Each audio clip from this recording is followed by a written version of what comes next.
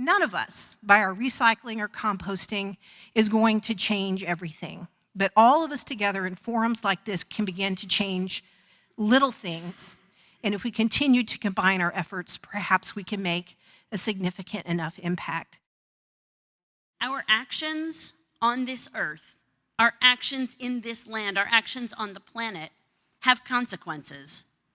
And if we want to be able to continue living in the good land, as the text says, then we must figure out how it is that we are to live in accordance with the land.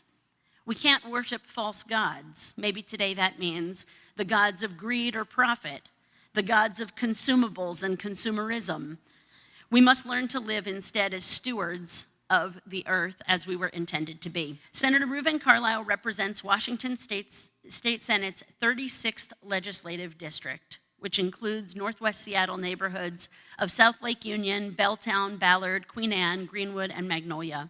He has been serving in the state Senate since 2016, and before that served in the State House of Representatives from 2009 on. Senator Carlyle chairs the Senate Environment, Energy, and Technology Committee.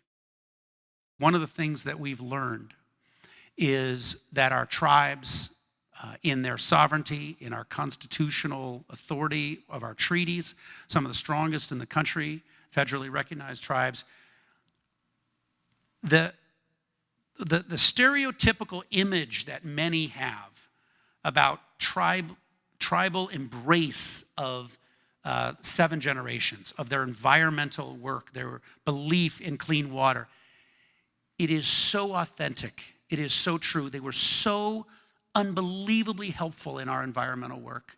It was so impactful. And you can't sit in your office. You know, we have this responsibility to have government-to-government negotiations. And every time we had negotiations and I was meeting with a chairman or chairwoman, you know, I just felt the weight of history and the moral weight. A lot of people ask, you know, what's it like to be active in the Jewish community and to consider yourself a person of faith and to be deeply engaged in public life and public issues.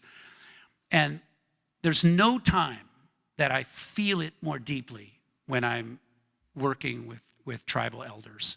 What I would share with you,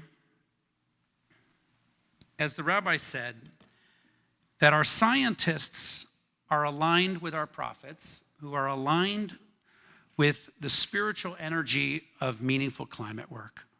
When the ecosystem of action is aligned, you know that something profound is happening.